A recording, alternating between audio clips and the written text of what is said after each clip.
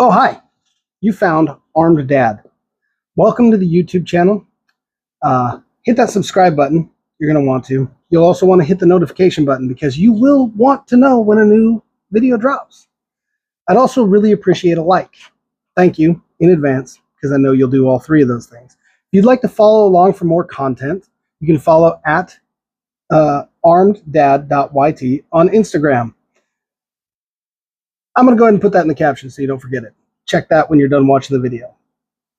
So, I've been into firearms for over 20 years. From learning to hunt to just general shooting, starting a collection of my own personal choices, reading up on it, paying attention to what's going on in the news, learning about new things I hadn't had, taking courses, self-defense classes, shooting classes, things to better myself and get myself deeper into the world of firearms. Now, there's one thing that's made that possible. It's probably the simplest thing you're going to hear. And that is the Second Amendment. That's what I'm here to talk about today. That is what makes this channel possible. It's what makes my passions and my hobbies possible. It's what makes America possible. And people like to twist the words of it, try to make it seem more complicated than it really is, which to me seems like a stretch. So we're going to go ahead and break it down for you. If you're not quite sure what the Second Amendment says, I urge you to go out and actually read the entire Bill of Rights, the Constitution. Understand it. Those are your rights. See, some people would tell you that those are your rights granted to you by the government. That is nonsense. When it was first written, that was written in order to lay out for you what the rights are you have from your Creator. All people have. Everybody has these rights. And they wanted to protect it. That's what they wanted America for, was to protect your unalienable rights. Yet, people twist the words, try to make it harder for you to have those rights. That's the beautiful part of America. It was meant for your personal freedom, your personal liberties. That's what they intended when it was first created. Our founding fathers. That's who I mean by they. Smart men. Smart enough to know that they didn't know everything, so they left things open so that we could add to it as society changed. But not to certain things. Your rights are not meant to be taken away or regulated. It's that simple. Let's go ahead and read what the Second Amendment actually says. A well-regulated militia, being necessary to the security of a free state, the right of the people to keep and bear arms shall not be infringed. It's very short. Pretty simple. Read it as it's written. But yet people twist it to confuse you. There's a lot of confusion out there because of it. So what kind of confusion am I talking about? Well, see, people will say stuff like, well, it says a well-regulated militia. And you're not part of a militia. But see, the thing is, back in the day when this was written, the militia was any able-bodied man that was able to fight. It was simple as that. They didn't consider a militia a group of people that came together every Saturday or every other Saturday or once a month or lived their life to do it. The militia. It wasn't a standard operating military force. The militia was simply a group of individuals, citizens, who would come together in the time of need when the country and their freedoms were under attack. It was that simple. But yet people twist this phrase. See, what they like to say is, since it says well-regulated, we should be able to regulate. But what they don't understand is how these kind of things work. There's clauses involved, right? When you write something. Not everybody's a professional in English language, but let's break it down for you so you can understand it a little bit better. So, a well-regulated militia being necessary to the security of a free state. There's a comma there, okay? There's a few commas. There's actually a well-regulated militia, comma, being necessary to the security of a free state, comma. That would be what's known as a preambulatory clause. This provides the background and justification for an action. It sets the stage for the operative clause. Basically, this is a reason why the next stage of this exists. This is an idea of importance that tells you this right here. This is the reason that the next part of this exists.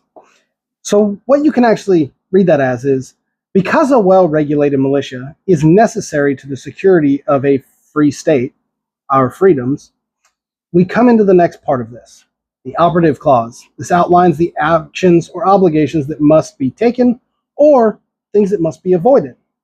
Now, in this case, it's a little bit of both. And I'm going to explain that to you.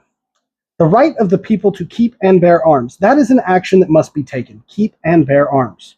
The right of the people. Notice it doesn't say the right of the militia. It says the right of the people. We, the people, have the right to keep and bear arms. It does not define arms. Why? Because that's a pretty easy term to define. It's out there. It's been that way for years. Yet people will twist that as well. Now the part that comes in that says avoided, right? Must be taken or avoided. This is the part that must be avoided. Infringed must be avoided. And how do we know that? Because it says shall not be infringed. It's that simple. Shall not be infringed. So, the right of the people to keep and bear arms shall not be infringed. That doesn't have to be stated any other way, right? You wouldn't think so. But you see, it seems that people don't understand what infringed means. Infringed means that you are stopping someone from doing something. You're limiting it. You're taking it away. You're giving them a little bit, but not the whole thing. Any kind of control is an infringement. Any kind of stoppage is an infringement. Any kind of regulation is an infringement. Okay? These are your rights. And yet you're willingly going to go ahead and, it'll be okay. That's why the government exists. No, the government exists because we, the people, create it to exist. They work for us, right? They're not here to take away our rights. Yet it seems like every time we turn around, that's what somebody's trying to do. So let's reread that again and try to state it in a way that makes sense, even though I don't believe in rewriting it, but let's turn it into layman's terms for you. Since a well-regulated militia is necessary to the security of a free state, the right of the people, of us, the people of the United States, to keep and bear arms, to have and keep with them if they feel like it, shall not be infringed, shall not be restricted. That is the simplest thing in the world. When you understand how it was written and you take out the context of the fact that how the rest of the document was structured, you can see how easy it is to interpret this. Yet these big-brained people who went to college for years and studied English language and further studied this and that and the writings of these people and other things, use these little things outside of this document to go ahead and try to manipulate what they want you to believe. That's where the confusion comes from. It's not that difficult. The Second Amendment is there to protect the other rights that we have. They are not granted to us by the government. They are our rights. They always were, always will be, and it is on us to protect them. Now, why am I saying that? Because it's constantly under attack. All of your rights are under attack, all the time. See, because a free people isn't very conducive to people being in power and taking advantage of others. Because a free people can make decisions that don't allow you to overtax us. They don't allow you to mandate certain things just because fear is driving them. Yet it's constantly under attack.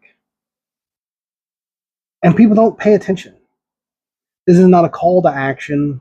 This is not me telling you it's time to fight back with anything other than our votes, our voice. Get involved. Okay? It's that simple. Find one of the many groups out there who are actively suing and taking these things to a higher court. They're actively trying to stop these legislations. Find one of these groups and join them. Figure out how you can help. Get your voice out there. Start a social media page. Why? Because the Second Amendment is absolutely fundamental to preserving our way of life. It's our heritage as Americans. It's so important that it was the second thing written into the rights, right behind freedom of speech. How do you protect your freedom of speech? Making sure nobody can carry a bigger stick than you and take it away. It's pretty simple. Now, I'm going to go into a little bit here that I want you to understand what I mean by changing. Anytime we have something that happens in this country, mass shooting, I know nobody wants to talk about those things. Fine, don't talk about it. It happens. But let's be honest. Why are we allowing the criminal actions of some people to change our rights when we ourselves have not made this mistake? It's not that difficult to understand. It's a simple idea. When you sit back and pay attention to what's going on, a criminal breaks the law, and thus they punish the criminals by making more laws that affect only the people who follow the laws. That makes no sense to me. They're whittling away at the Second Amendment because they think it'll somehow stop criminals from breaking the law. There's a lot of things that are illegal, yet people still do them.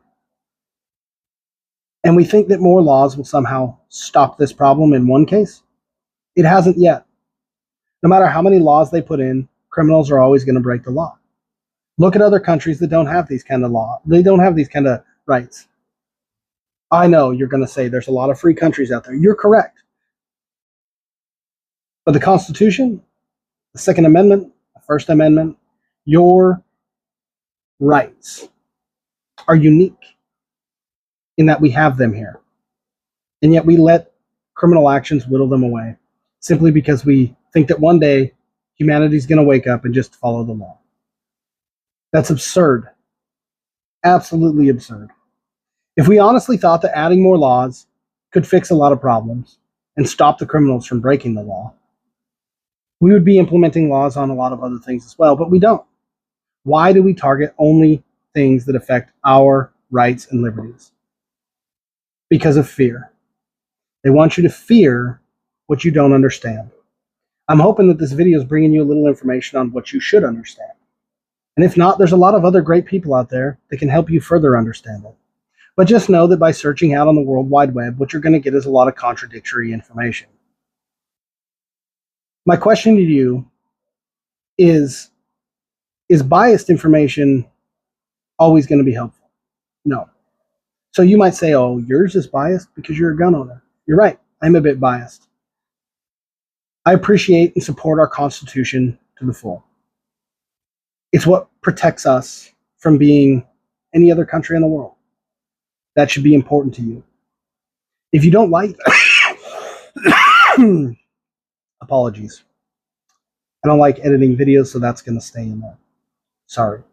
If you don't like that, feel free to move to one of those other countries. Check it out. See what it's like. See what it's actually like living in these places that live without the rights we have.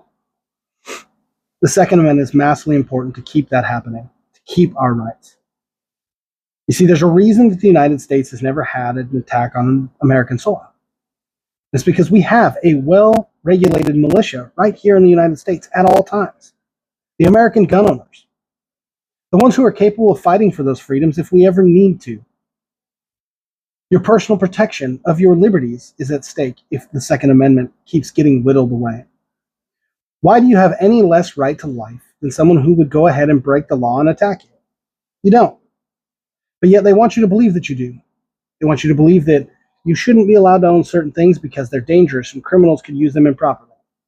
Newsflash. Criminals are going to use them improperly whether they're legal or not. Criminals are going to get their hands on things whether it's legal or not. It's a real simple issue, folks. Get involved. Make your voice heard. Start helping fight back against some of these crazy legislations that keep coming through. And start making your voices heard. Your rights will not be taken away. Our rights shouldn't be taken away. And I can't stand the fact that there's people that sit back and just let it happen. It's what makes us different. It's what makes America America. And yet here we are having to talk about the same stuff over and over.